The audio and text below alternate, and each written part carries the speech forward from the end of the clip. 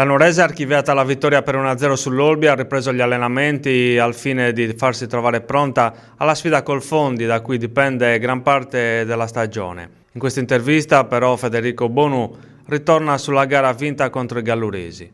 Federico Bonu, difensore della Nuorese, l'1-0 vista a stretto contro un Olbia che arrivava qua reduce da 5 vittorie consecutive, ma oggi c'è stata solo una squadra in campo, voi. Sì, siamo contenti e soddisfatti perché sapevamo di affrontare un'ottima squadra, poi è un derby, quindi una partita molto sentita.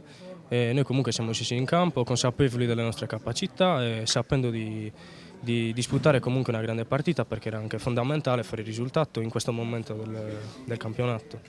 Quindi accorciare la classifica, raggiungere quanto prima la salvezza per poi pensare anche ai playoff.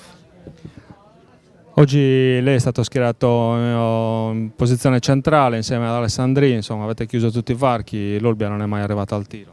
Sì, diciamo che siamo una nuova scoperta, però no, penso che la forza di questo gruppo sia proprio questo, che chiunque giochi riesce a dare il suo contributo, nonostante diciamo che eravamo in difficoltà in questo reparto, perché comunque ci mancavano 3 difensori centrali di ruolo, quindi nonostante tutto siamo soddisfatti, è andata bene, va bene così. Siete rimasti compatti per tutto l'arco dei 90 minuti, forse questo era il vostro, in passato è stato il vostro limite se vogliamo.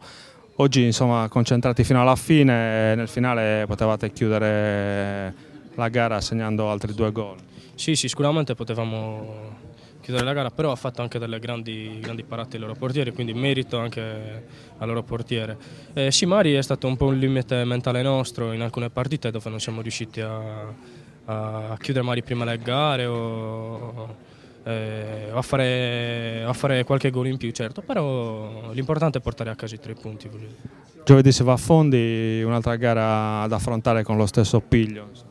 Sì, anche giovedì abbiamo un'altra gara da affrontare con la mentalità giusta e scenderemo in campo lo stesso per fare il nostro gioco e cercare di portare i punti a casa. Ecco.